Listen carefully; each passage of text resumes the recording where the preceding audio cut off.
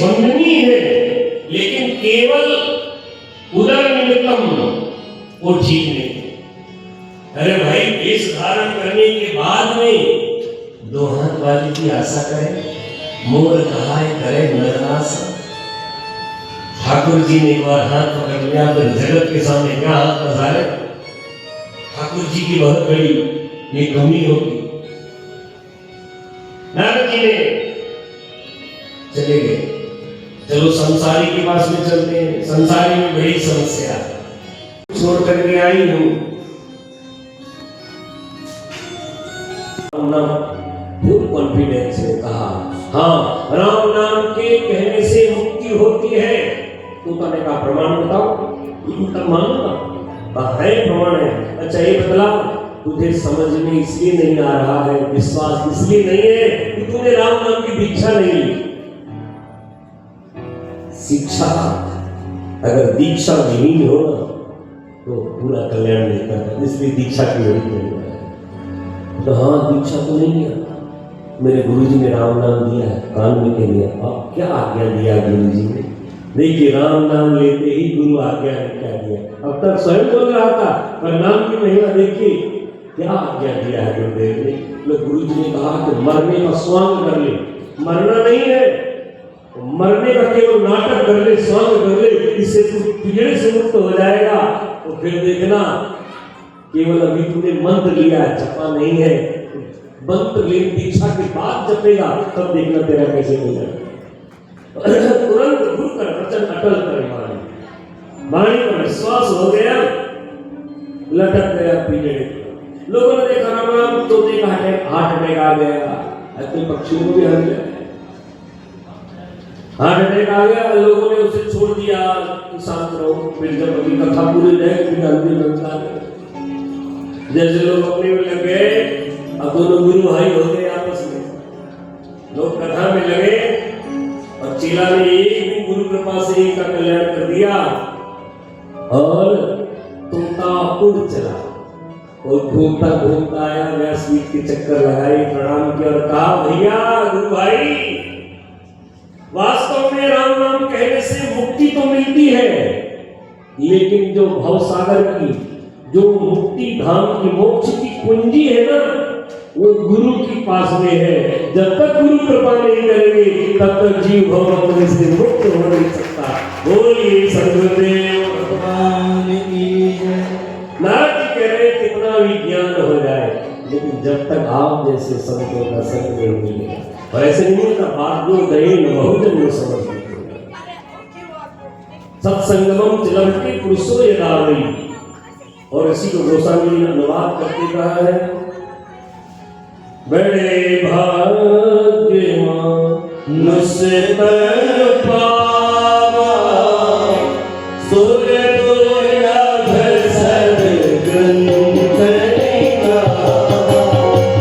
बड़े भाग्यवान मुझसे पावा सूर्य दुर्लभ सद्गुण करेगा। यह सत्या अधिकट आई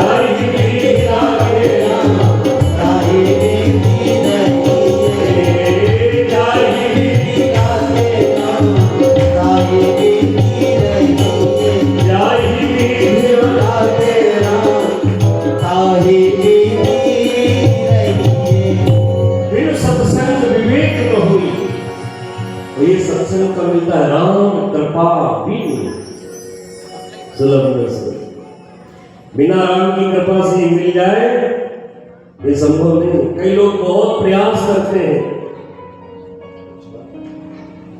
कई लोग बहुत प्रयास करते हैं, कथा हो रही है, शर्मा परिवार कथा करा रहा है, अवश्य कथा सुनेंगे, सारी तैयारी भी रहती है, पर भैया कुछ ऐसा काम आ जाता है जिसे न चाहते हुए भी जाना पड़ जाता है। जिन पर जिन जो कई लोग ऐसे भी होते हैं कि वही कथा सुनने की कोई इच्छा नहीं है, पर टहलते टहलते घूमते घूमते आए, सत्संग हो रहा है, बैठ करके कथा श्रवण करते, ये है राम कृपा। नारद जी कहते हैं ये सरकार कहते हैं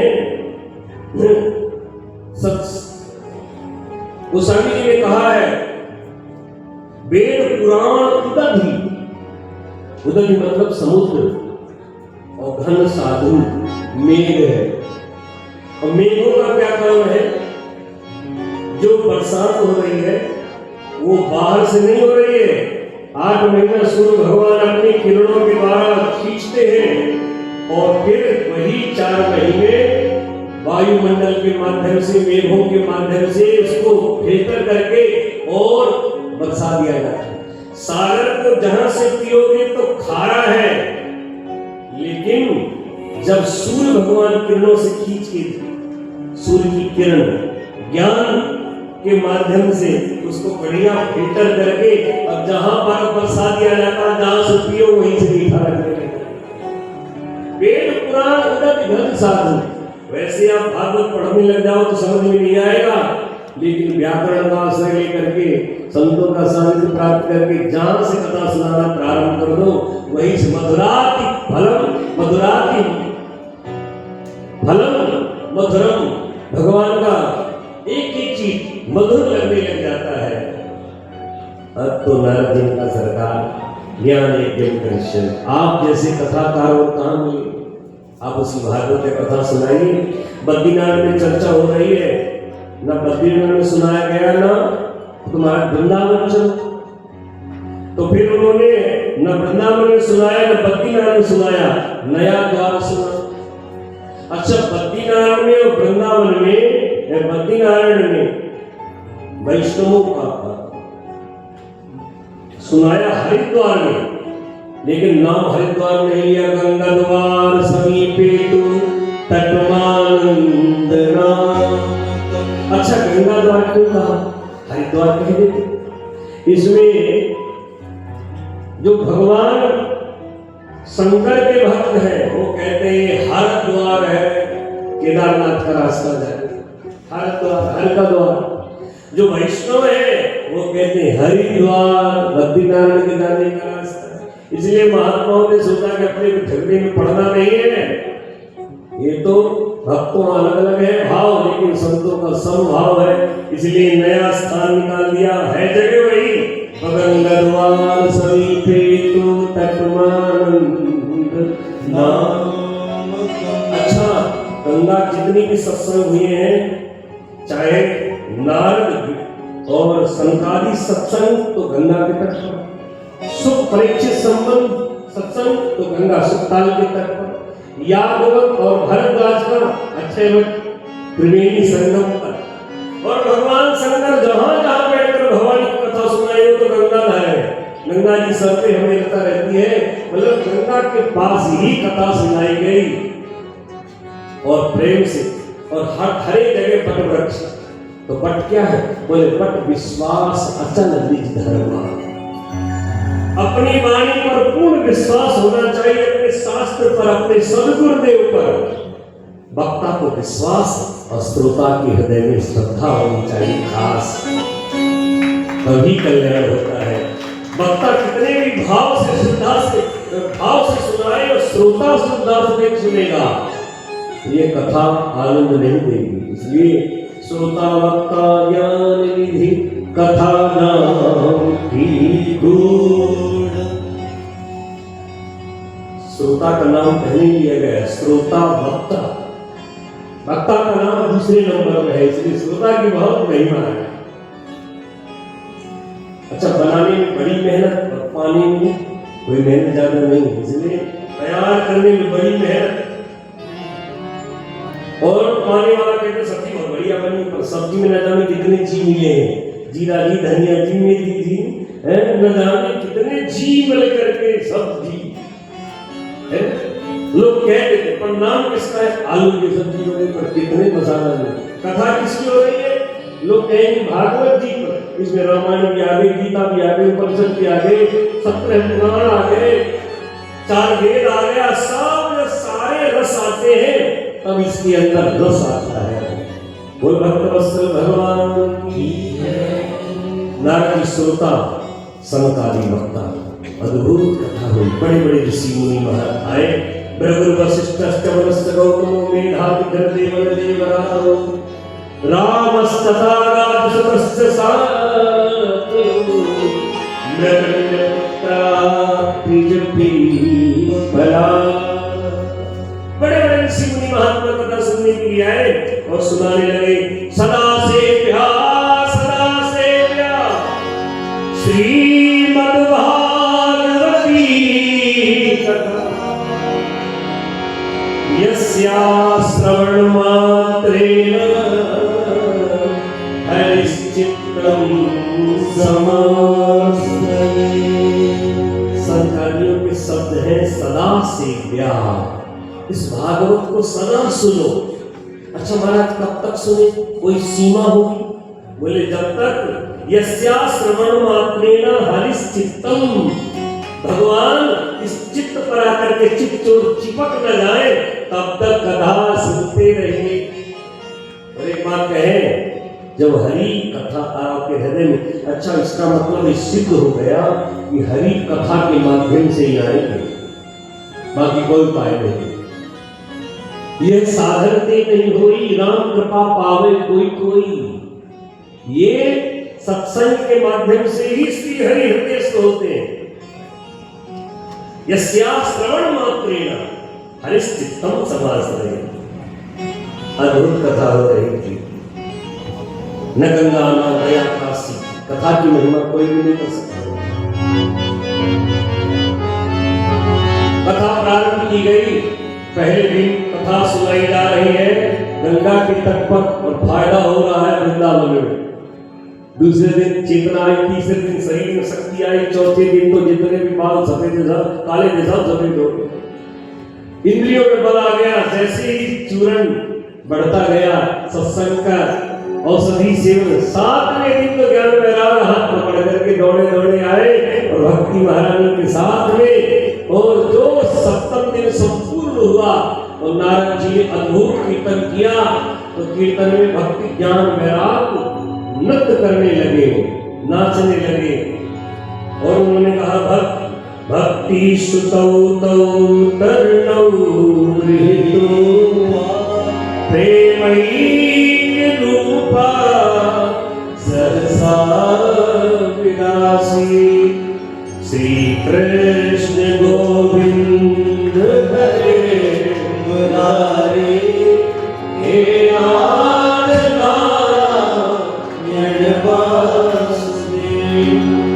श्री कृष्ण गोविंद हरे मुरारी हे नाथ नारायण श्री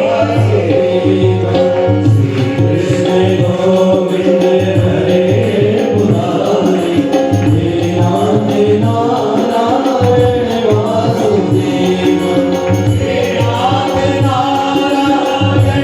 वासुदेव हे नाथ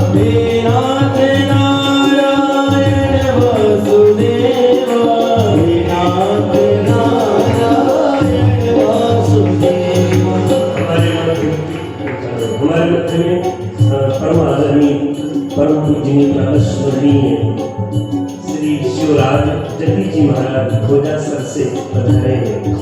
आपका खूब खूब अभिनंदन वंदन स्वागत है और व्यासपीठ से प्रणाम है। कृष्ण गोविंद हरे मुरारी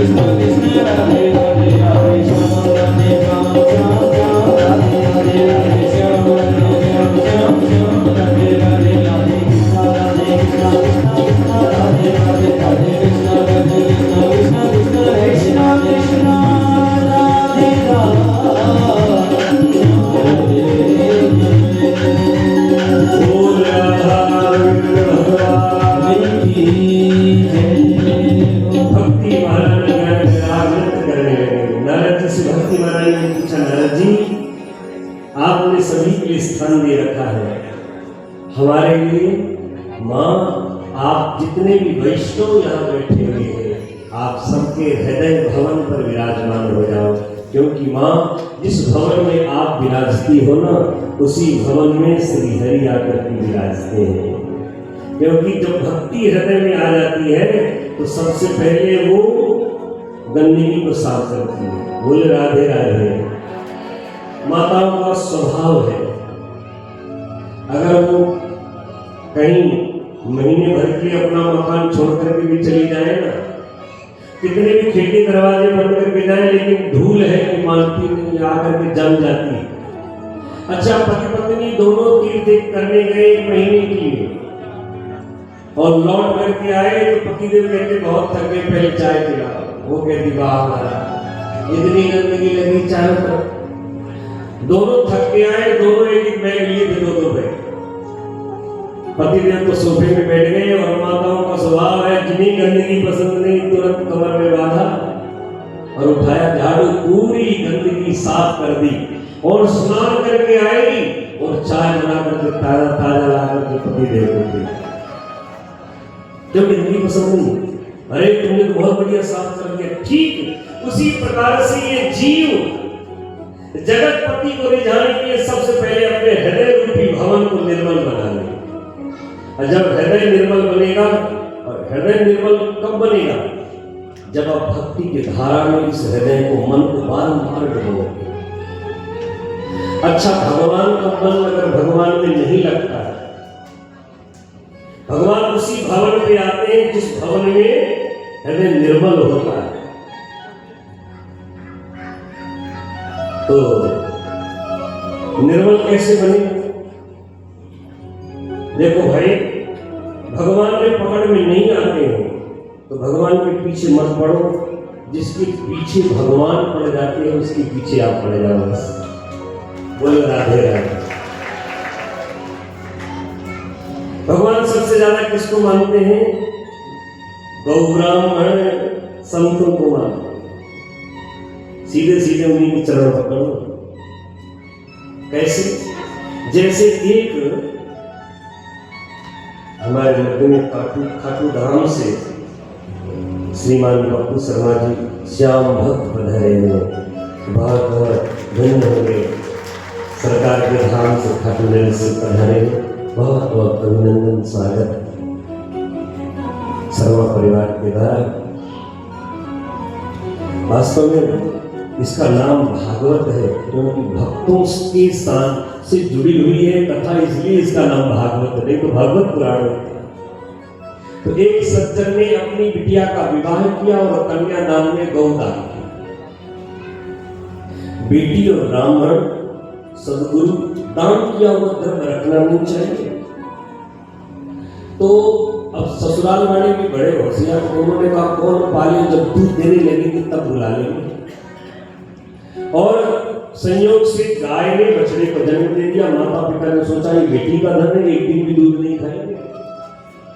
तो गैया को बार बार ले जाना चाह रहे हैं, रस्सी खींच रहे हैं 4-5 लोग, फिर भी गैया टस से मस नहीं हो रही। गौ मां को न चाहती भी थोड़ा थोड़ा ऐसा छड़ी से मार रहे। उसी गली से एक ग्वाला गुजर रहा था, उसने देखा मेरी गैया, ग्वाला को गैया से बड़ा नहीं हो, भले किसी की भी गैया हो। जो वो भक्त श्याम भक्त होते हैं, जो श्याम सुंदर को प्यारी है, वो उन्हें जान से प्यारी रहती है गैया मैया। जैसे हमारे प्रवीण जी ने गैया मैया को घर में रख रखा है, तो गोविंद ने कैसे कृपा की? लोग कुत्ते घर पालते हो, आपने गाय पाल रखी है, तो गोविंद ने कृपा करते हैं गाय को। गौ ब्राह्मण हितार खाए, आई भगवान के लिए जगत में, गौ ब्राह्मण के लिए। तो गौ सेवा हो रही है, संत सेवा, विप्र सेवा हो रही है, तो कैसी कृपा हरि नहीं करेगी? बरबस कृपा हरि को करनी पड़ेगी। तो गैया बोले वाले पूछा क्यों गैया मैया को मार रहे? बोले मार नहीं रहे, इसे तो हम ले जाना चाह रहे हैं, हमारी वस्तु में। बोले कहाँ? बोले बिटिया को दान दे दिए। तो इस प्रकार से इससे क्यों कुछ कहते? बोले ले इसे जाना तो कहें किसको? वाले ने कहा पता बताओ कहाँ ले जाना, बता दिए। वो ग्वाले ने कहा गाय को हाथ मत लगाना, कुछ बोलो मत, गाय को छोड़ दो, देखो अभी भागती जाएगी गाय। लोगों ने सोचा कोई मंत्र जानता होगा, तो मंत्र कुछ नहीं, सीधे गया तो बछड़े को उठाया गोद में और आगे आगे चल गया। और गैया मैया ने जो अपने प्यारे बछड़े को देखा कि नीचे भागते भागते चली गई सीधे। तो इसी प्रकार से गोविंद के प्राण प्यारे ब्राह्मण है, संत है, अगर हम संत के चरण पकड़ लेंगे तो गोविंद आकर के जैसे बछड़ा पीछे पीछे भागता वैसे ही भगवान पीछे पीछे भागते भागते हमारे घर तक आएंगे। बशर्ते सिद्ध संत के चरण पकड़ना होगा। बोल भक्त वत्सल भगवान। अद्भुत कीर्तन हुआ। कीर्तन में जो जो बैठे रहे, बड़ी कीर्तन की महिमा श्री हरि स्वयं प्रकट हो गए। मद भक्ता हितकाय सर्वे। उस कथा के बाद जो अंतिम कीर्तन हुआ तो पशु पक्षियों ने सुना, उनका भी कल्याण होगा। ये कीर्तन की महिमा। मनुष्य की तो बात छोड़ दीजिए, और जितने भी बड़े से बड़े पापियों ने भी कान में शब्द चले गए तो पावन पुनीत बनकर के भगवत धाम चले गए। नारद जी ने प्रश्न किया, महाराज और कौन कौन से पापी? बोले कौन कौन से पापी का मैं किस्सा खत्म कर देता हूँ। जिसने जीवन में पाप ही पाप किया हो, पाप के सिवा कुछ ना किया हो, ऐसे पापी को भी परमात्मा की कथा सुना दी जाए तो पावन पुनीत बन जाता है। बोले महाराज, अरे जीते जी सुन लिया तो कल्याण निश्चित है। मरने के बाद अगर प्रेत भी बन गया और उसके निमित्त कथा सुना दी गई ना, महापापी रहा हो और प्रेत बना है, उसको भी अगर पतित पावनी कथा सुना दी गई तो पापों का प्रक्षालन करके परमात्मा के परम धाम को प्राप्त करा देता है। ये भागवत ग्रंथ। कहा महाराज कभी ऐसा हुआ है? तब सुनाया एक इतिहास। इतिहास का मतलब है कि माने निश्चित और हास माने हुआ। एक कर्नाटक की घटना है। एक तुंगभद्रा नाम की नदी है, उसके तट पर एक सुंदर उत्तम नाम का नगर था। उसमें एक आत्मदेव नाम के पंडित जी रहते थे, बड़े ज्ञानी थे। उनकी जो पत्नी थी वो धुंधली। देखो भाई, रथ दोनों पहले से चलता है तो जीवन रथ है। अगर दोनों घोड़े अगर स्वस्थ है तो रथ बराबर चले। पति पत्नी एक प्रकार के रथ के है। अगर इन दोनों में सामंजस्य रहा तो मंगल में यही ग्रस्त जीवन धन्य बन जाता है। आत्मदेव जी बड़े ज्ञानी ध्यानी विद्वान धनवान ब्राह्मण थे, लेकिन जो उनकी पत्नी थी वो धुंधली थी। पंडित जी 4 बजे उठते थे, वो 12 बजे उठती। वो सत्संग करते थे, वो दुनिया की लोक वार्ता करती। पंडित जी बड़े ज्ञानी थे शास्त्रों का। पंडित जी एक ही बात का दुख था, कोई संतान नहीं। पंडित जी पढ़े लिखे थे। नरकों का जब वर्णन आता है तो गरुड़ पुराण में बात आई है कि वैसे तो 28 नरक हैं बड़े बड़े, तो छोटे मोटे हजारों हैं।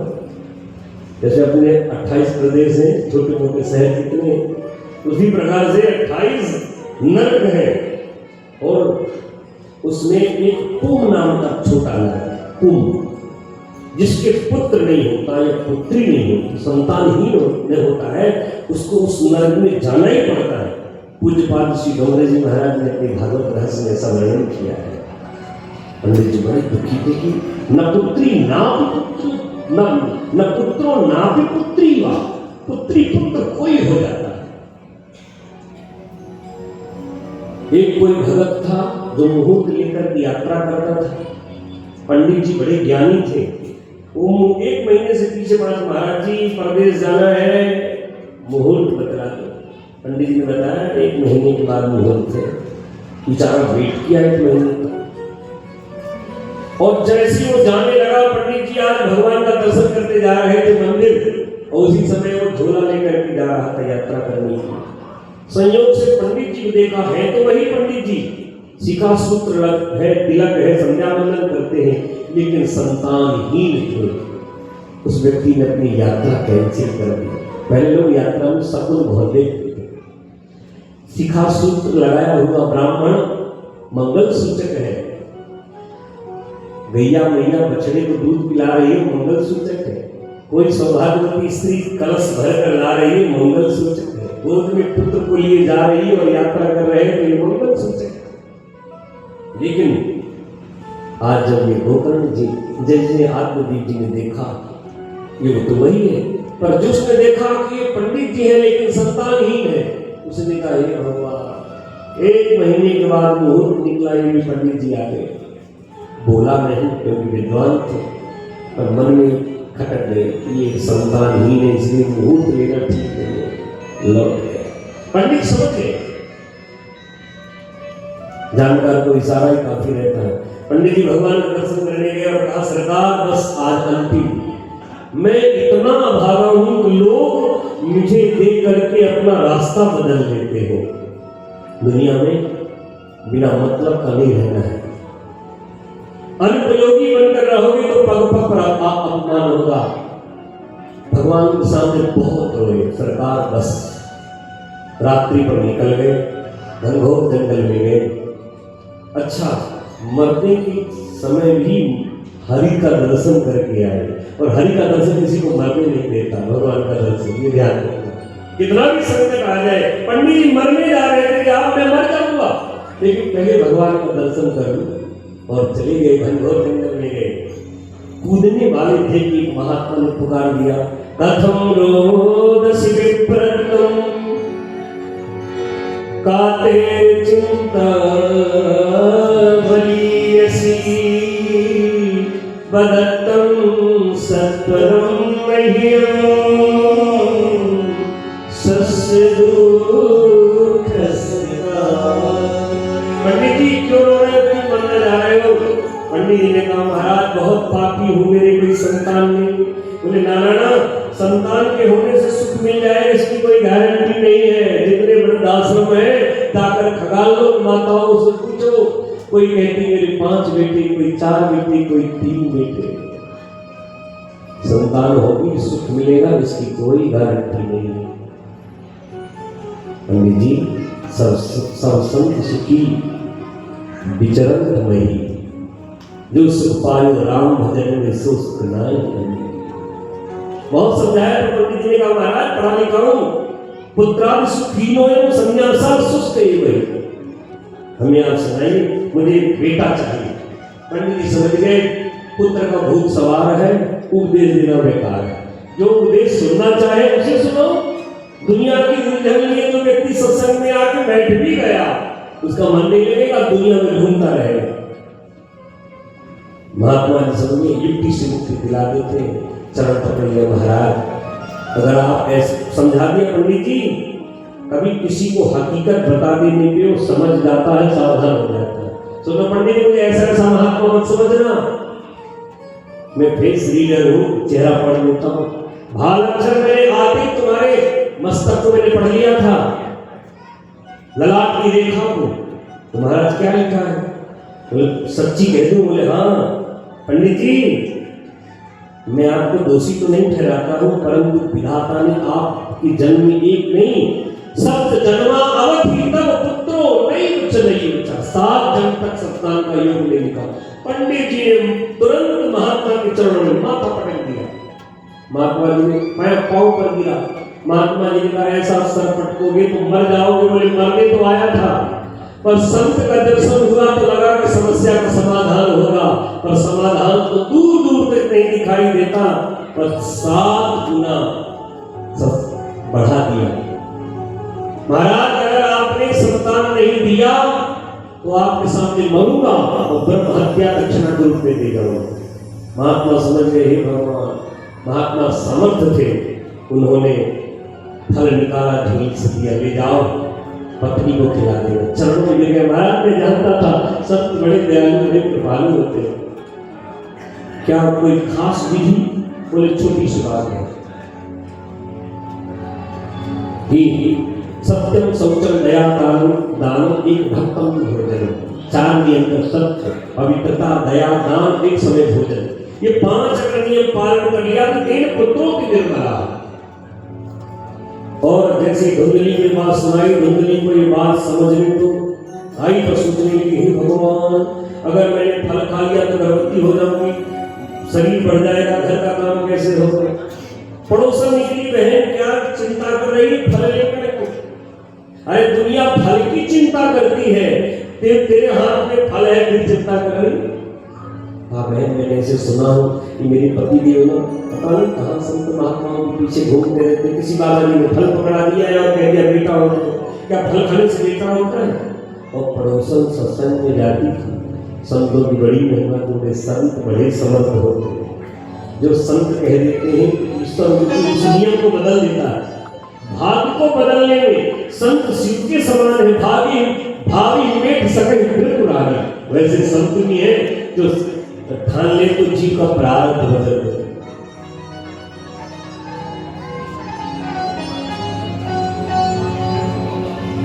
इधर कहा मैंने एक बात बता दी, मैं फल खाऊंगी, तू सत्संग सुनती है तो क्या ऐसा सुना है? मैंने भी सुना है दूर से कि सुखदेव जी माँ के गर्भ में 12 वर्ष रहे, क्या बात सत्य? बोले हाँ। बोले अगर मेरा बेटा 2-4 साल भी रह गया तो तदा में मरणम भवे, ऐसा मुझे फल नहीं खाना, मैं तो मर जाऊंगी। बंधन तो सभी चीज नहीं है, संतान ठीक है। कुछ इतने उसकी बहन आ गई, अरे बहना क्या चिंता कर रही है? बोले देख तेरे जीजा जी गए थे, सब फल लाए। बोले वाह। उस बहना की नजर उसके गहना पर थी, इसकी कोई संतान नहीं होगी तो सब अपना ही है। हम जिसे अपना समझते हैं वो हमारे बारे में क्या सोचते हैं। और कहा कि देखो ये सब ऐसा होता तो घर घर बालक होते। ये कहने सुनने की बात है, पर इतना तो जरूर जानता हूँ कि जादू टोना करना जानते हैं। कहीं जीजा जी ने कोई जादू टोना करवा के उसे दासी न बनाना चाह रहे, गुलामी कर। हाँ बहन हो सकता है। अच्छा, ससुराल वालों की बात कड़वी लगती पर मायके वालों की बड़ी मीठी लगती है। और समझ लेना जितने घर ज्यादा से ज्यादा टूटते हैं ना, वो मायके के सलाह से टूटते हैं, जिन्हें मीठा समझते हैं। बहन की और आगे फल की चिंता, बेटी की चिंता मत कर, मेरे 7वां होने वाला है। घर में खाने वाले नहीं पर खाने के लिए नहीं पर खाने वाले 6 पुत्र। देख 7वां होने वाला तो मैं तुझे बेटा दे दूंगा, बदले में धन दे देना। और फल का क्या कर, बोले गैया को खिला दे। फल की संत के आशीर्वाद की परीक्षा हो जाएगी। और उसको धुंधकारी हुआ, गोद में दे दिया, महाराज बधाई हो, बेटा हुआ है। 3 महीने के बाद संत का आशीर्वाद व्यर्थ नहीं जाता। संत का आशीर्वाद दिया हुआ आज भले समझ में न आए, ठाकुर का कीर्तन किया हुआ ये कथा सुन रहे हो, आज भले समझ में न आए, पर ये कालांतर में आपको फल देगी। और 3 महीने में सुंदर बालक का जन्म हुआ गैया मैया के पेट से। और सर्वांग सुंदरम दिव्यम निर्मलम कनक प्रभम, कान स्वर्ण के समान थे। सब लोग के लिए महाराज बधाई हो। भगवान जब देते तो चक्कर भार के देते। कहा एक बेटा रहता, देवा दाता पशु तस्तु देव रूपे कौतुकम।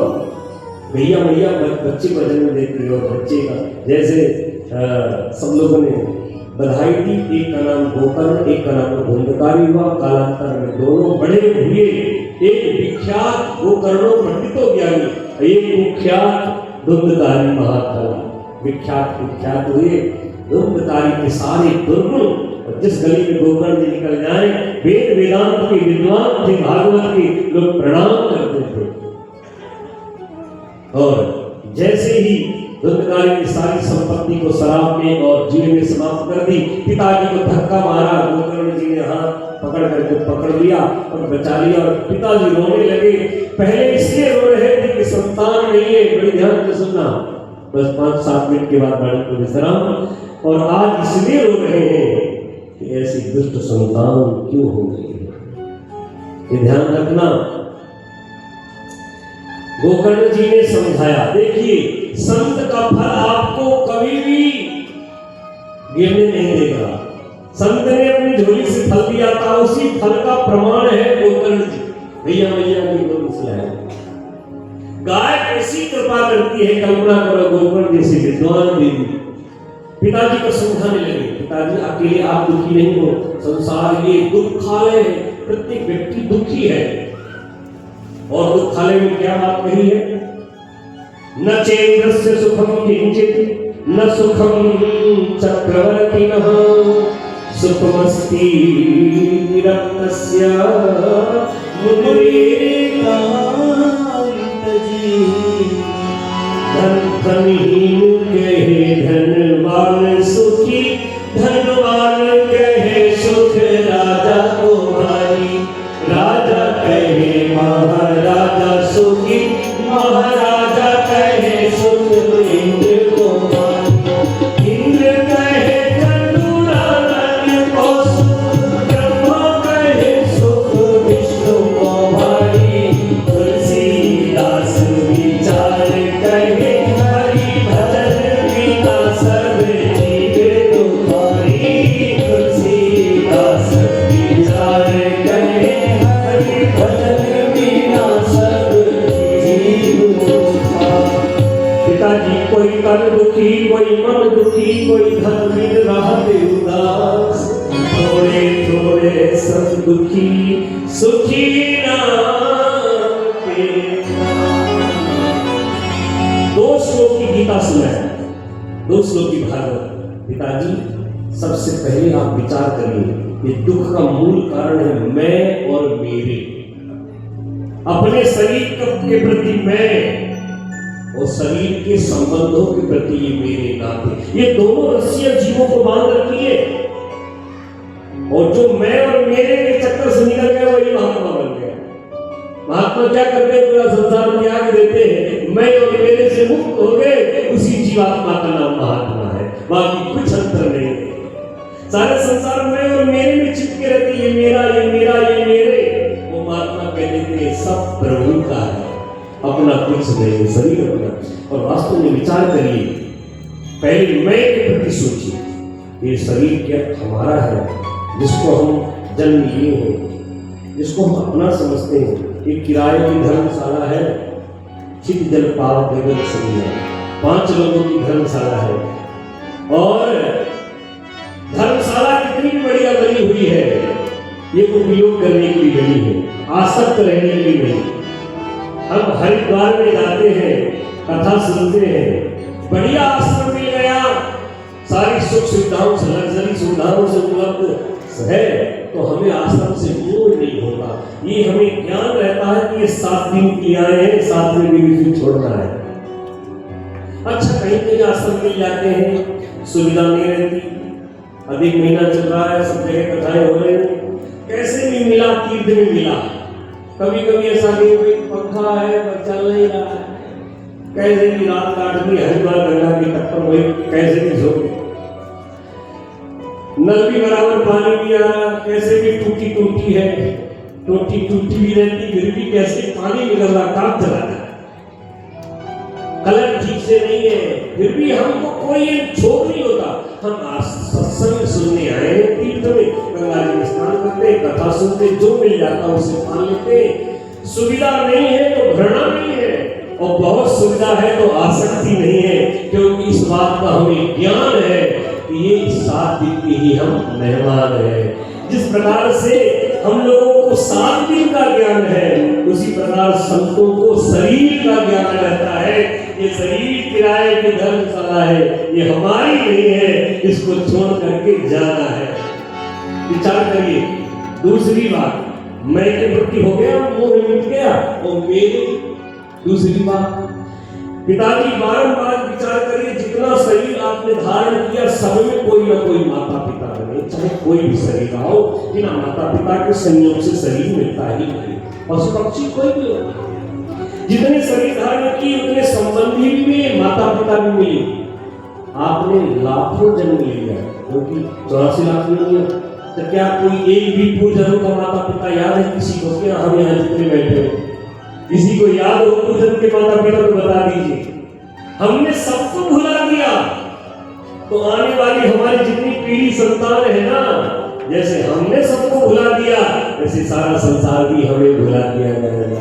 इसलिए अगर कोई जाया सदा ममता विमोचा, भगवान से संबंध जोड़ो। ये सारा संसार मुसाफिर खाना है, एक दिन सबको छोड़ करके जाना है। वो तब तो महाराज सारे शास्त्र उपदेश का सार निकाला, बेटा यही महात्मा जी बता रहे हैं जो तू बता रहा है, सब संत सुखी विचरण तो वही। अच्छा, सत्संग की बात अगर समझ में आ जाए तो कल्याण हो, पर जब तक हम तुम संसार के थप्पड़ नहीं खाते तब तक समझ में ना आती, सीधे सीधे समझ में आ जाती भीषण को तो रावण कैसे फटकार मारता।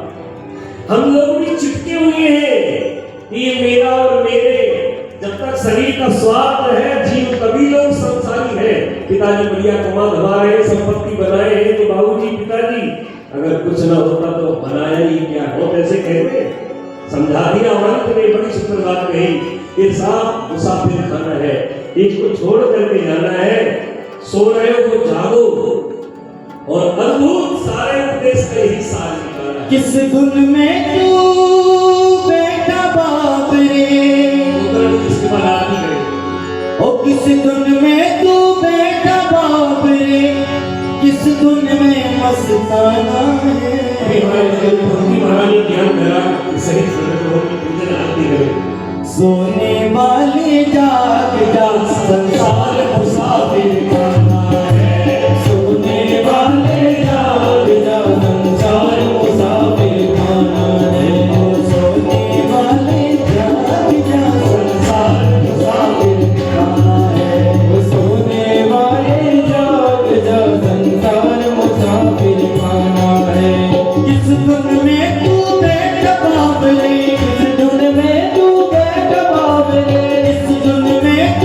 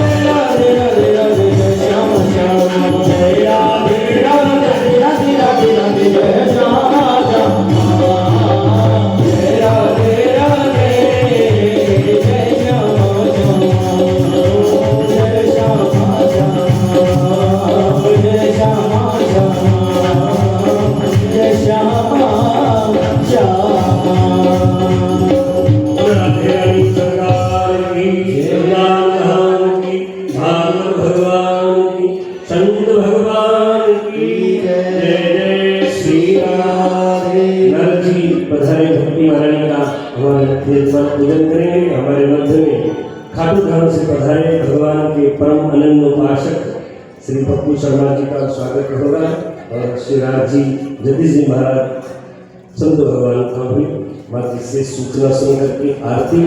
तो कल की कथा ठीक 3 बजे प्रारंभ होगी। आप सब समय पर से पधार करके कथा का लाभ लें।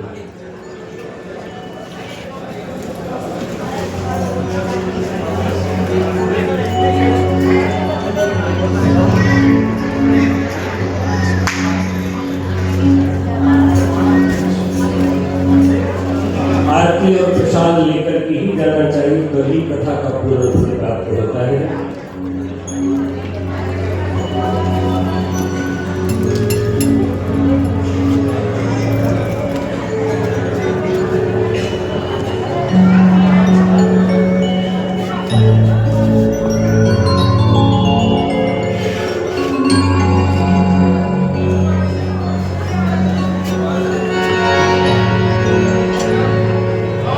माल्यादीनि सुगन्धीनि मालित्यादीनि वैपूर्वमयार्तानि पुष्पाणि पूजार्थं प्रतिगृह्यताम् पुष्पमाल्यां प्रदापयामि। हिरण्यगर्भः संवर्तनाग्रे भूतस्य जातः पतिरिक आसीत् सदा धारपदवीं द्यामुदीमान् तस्मै देवाय अभिगाभ्यदेम। तर्पदक्षिणां समर्पयामि कृतायाः पूजायाः सार्वण्यार्थे तर्पदक्षिणां समर्पयामि प्रणमामि नमस्करोमि।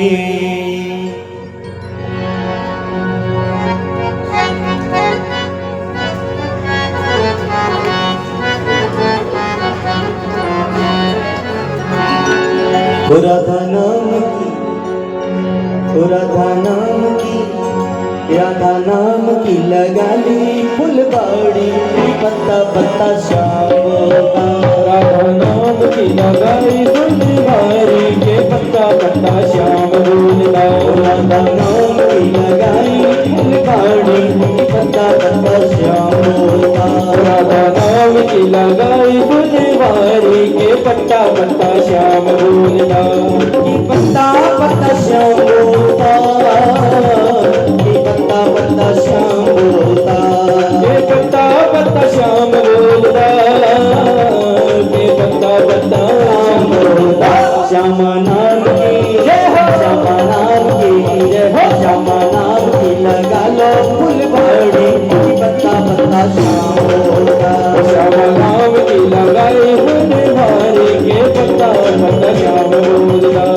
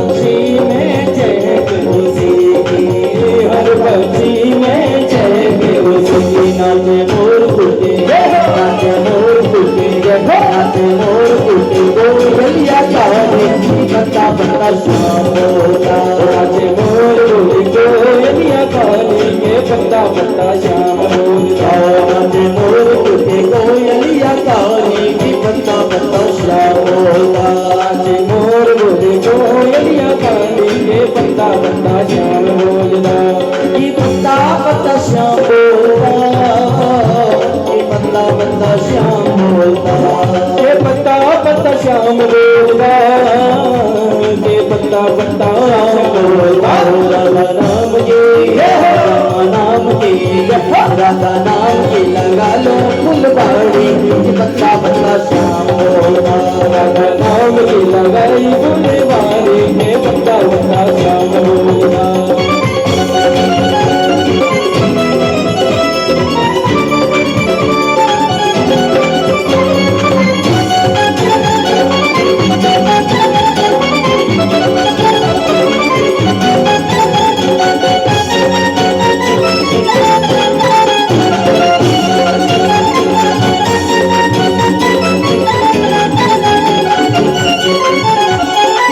राधा नाम का खिल गया उपवन, राधा नाम का खिल गया उपवन, राधा नाम का खिल गया उपवन, राधा नाम का खिल गया उपवन। मैं क्यों था सारा वृंदावन, मैं क्यों था सारा वृंदावन, मैं क्यों था सारा वृंदावन, मैं क्यों था सारा वृंदावन। नाचे मोर बुते, मोर बुते, नाचे मोर बुते, कोयलिया काली बता बता श्याम बोला। नाचे मोर बुते, कोयलिया काली के बता बता श्याम बोला।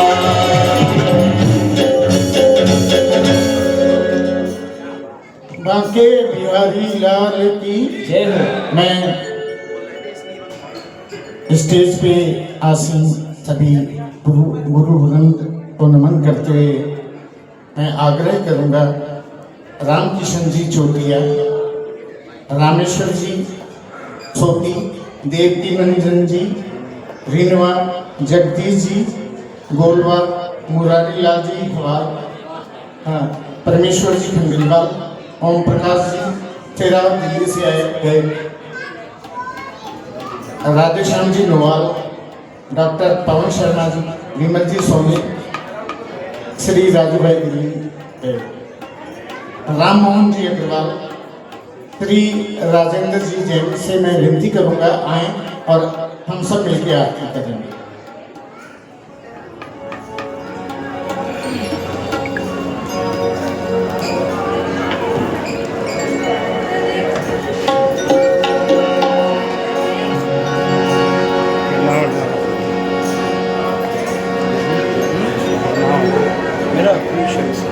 घृतदीपं प्रज्वाल्य ज्वालामालिन्यै नमः रत्नेश्वरे नमः।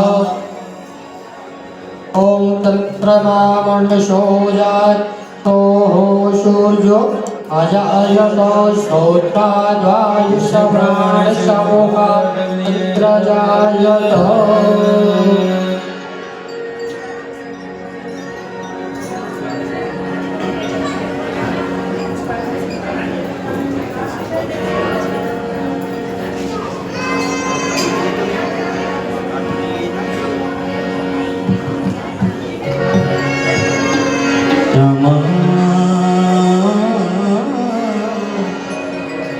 ओ श्यामा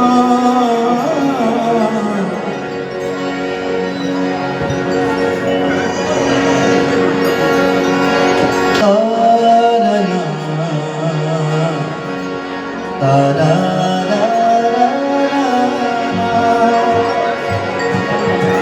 तरना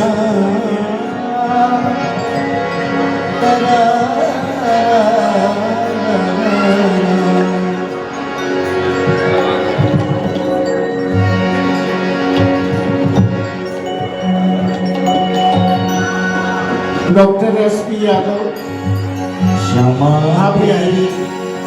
आरती ओ नंद लाला तेरी आरती सारा संसार करेगा कर जोड़ती। क्षमा तेरी आरती कन्हैया तेरी आरती सारा संसार करेगा कर जोड़ती। क्षमा तेरी आरती कन्हैया तेरी आरती सारा संसार करेगा कर जोड़ती। सिर पर सोहला मुकुट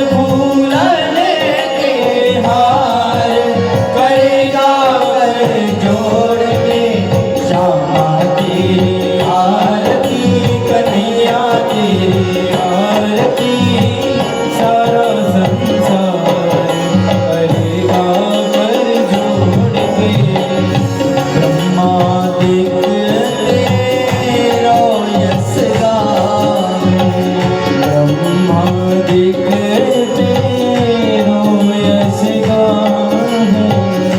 नारद सारद ध्यान लगावे, नारद सारद ध्यान लगावे, और करे जयकार हो। और करे जय जयकार। करेगा कर जोड़ के श्यामा तेरी आरती, कन्हैया तेरी आरती, सारा संसार करेगा कर जोड़ के।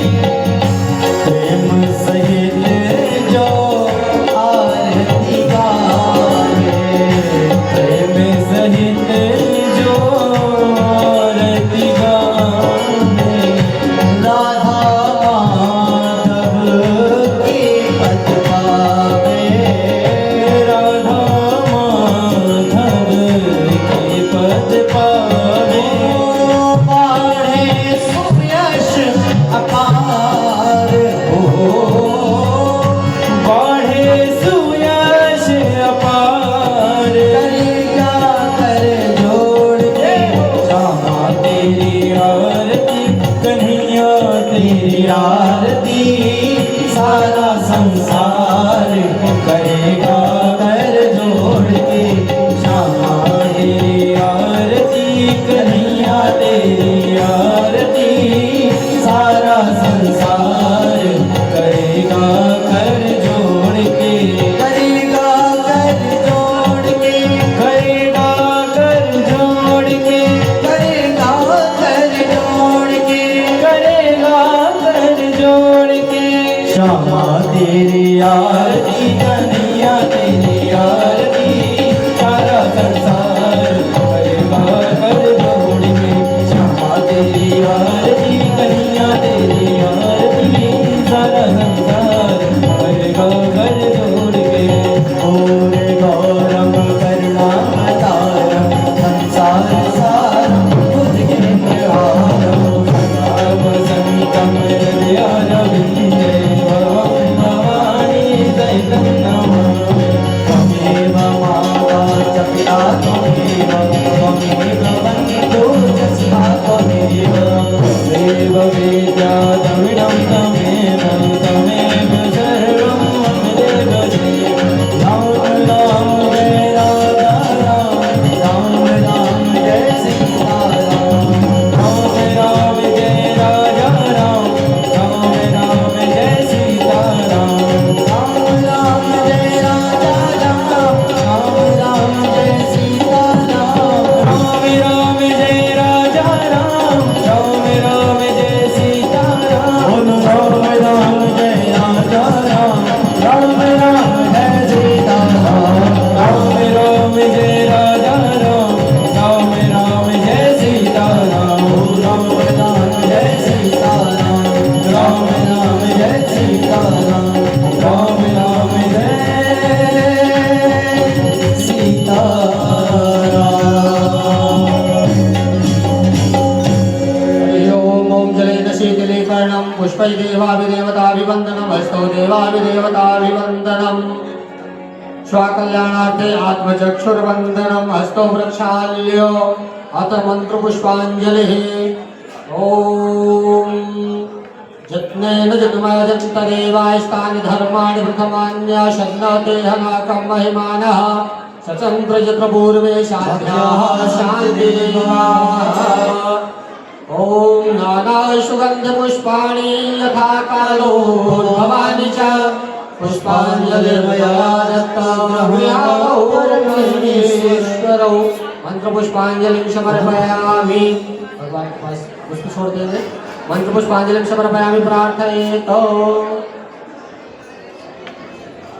प्रार्थना पूर्वक कोटि नमस्कारान् समर्पयामि।